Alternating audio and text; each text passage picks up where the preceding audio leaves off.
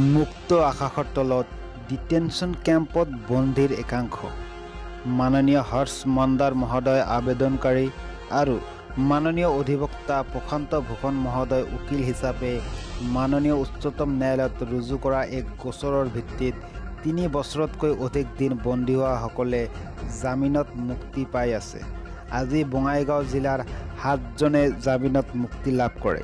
আজি ডিটেনশ্যন কেম্পৰ পৰা জামিনত মুক্তি পোৱা বঙাইগাঁও জিলাৰ ব্যক্তিসকল হৈছে নিবাৰণ বৰ্মন, গাঁও নলাধোপা, বোৱালিমাৰী, অভয়াপুৰী, আছিৰুদ্দিন মেৰেৰচৰ, জালালউদ্দিন নচনগুৰি বঙাইগাঁও, চাৰু শেখ পালিৰতল বঙাইগাঁও, মানিকজান বিবি হাপাচৰা 2 নং গাৰোগাঁও, আজবাহাৰ আলী খেলুৱাপাৰা বঙাইগাঁও, আলী আকবৰ যোগীৰঘোপা ভাটিপাৰা।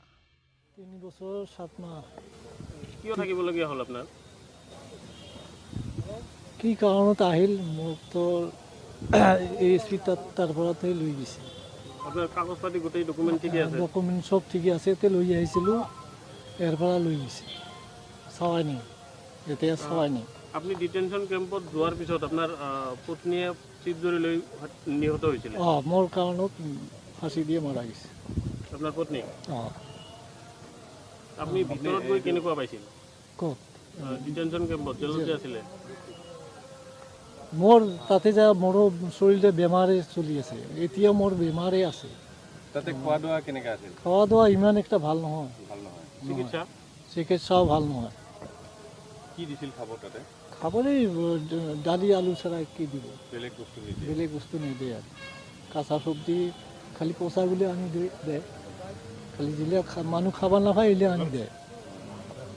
বিৰাট কষ্ট দিছে। অত্যাচাৰ কৰিছিল? অত্যাচাৰ কৰিছে বহুত মানুহ, মোক কৰা নাই, মেলা মানুহ কৰিছে অত্যাচাৰ।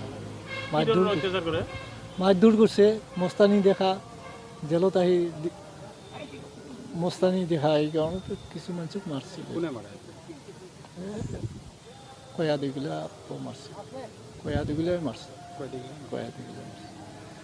তাতে মানে চিকিৎসাটো আপোনাৰ পাইছেনে নাই ভালকৈ? চিকিৎসা পাইছোঁ, ইমান একটা হোৱা নাই। মোৰ বেমাৰটোৱে ঠিক হোৱাই নাই। আপুনি পত্নীৰ যে মৃত্যু হৈছিল এই জেলত থকাতে থকাতে মই পৰাৰ 4 মাহ পিছত আহিব পাৰিছিল নে? নাই পোৱা নাই। আহিব দিয়া নাই? নাই। আপোনাৰ পত্নী কিয় ফাঁচি ল'লে এইটো কিবা গম পায়? মোৰ টেনশ্যনত নিছে, চলি পুলি সৰু আছিল, সেইকাৰণে ফাঁচি দিয়ে। মাননীয় হৰ্ষ মন্দাৰ ডাঙৰীয়াই যেতিয়া মানৱ অধিকাৰ আয়োগৰ বিশেষ সদস্য হিচাপে ডিটেনশ্যন কেম্পসমূহলৈ আহিছিল, তেতিয়া তেওঁ এটা প্ৰতিবেদন প্ৰস্তুত কৰিছিল আৰু সেই প্ৰতিবেদনৰ ভিত্তিত তাৰ পৰৱৰ্তী সময়ত সেই প্ৰতিবেদন যেতিয়া মানৱ অধিকাৰ আয়োগে প্ৰকাশ নকৰিলে, তাৰপিছত তেখেতে সেই প্ৰতিবেদনৰ ভিত্তিত মাননীয় উচ্চতম ন্যায়ালয়ক এক গোচৰ ৰুজু কৰিছিল আৰু সেই গোচৰৰ ভিত্তিত এটা ৰায় আহিছিল যে 3 বছৰতকৈ অধিক দিন কোনো এজন ব্যক্তিকে ডিটেনশ্যন কেম্পত বন্দী কৰি ৰাখিব নোৱাৰিব। আৰু আজি সেই মহামান্য উচ্চতম ন্যায়ালয়ৰ সেই ৰায়ৰ ভিত্তিত আজি 7জনকৈ ব্যক্তি মুকলি আকাশৰ তললৈ আহিছে। আৰু যদি আমি চাওঁ, আমাৰ আটাইতকৈ দুখ লাগিছে, বেয়া লাগিছে এইটো যে প্ৰতিজন ব্যক্তিৰে পৰিয়াল ভাৰতীয়, কিন্তু তেওঁলোক ভাৰতীয় হৈ থকা নাই। তেওঁক বিদেশীৰ নামত কোনটো দেশৰ বিদেশী ৰাষ্ট্ৰৰ পৰা তেওঁলোক আহিছে কিন্তু তাৰ পৰিচয় নাই। তাৰপিছতো তেওঁলোকক কিন্তু বিদেশী হিচাপে গণ্য কৰি বছৰৰ পৰ বছৰ তেওঁলোকক ডিটেনশ্যন কেম্পত ৰখা হ'ল। আজি আমি আচৰিত হৈছোঁ যে ডিটেনশ্যন কেম্পৰ ভিতৰতো শাৰীৰিকভাৱে অত্যাচাৰ কৰা হয়। এই কথাবিলাক আৰু বেছিকৈ ভয়ানকভাৱে পোহৰলৈ আহিব। আচলতে এনেকুৱা কিয় হৈ আছে? আমি প্ৰশ্ন কৰোঁ যে মানৱ অধিকাৰ ক'ত আছে, মানৱতা ক'ত আছে? আৰু যি সময়ত তেওঁৰ ভাই ককাই মাতৃ পিতৃ আটাই ভাৰতীয় নাগৰিক, সেই সময়ত তেওঁলোকে মাত্ৰ কিছু কাগজৰ কথা বতৰাৰ কাৰণে তেওঁলোক কেনেকুৱাকৈ বিদেশী নাগৰিক হ'ব বিচাৰে, সেয়া কিন্তু আজিৰ দিনত প্ৰশ্ন।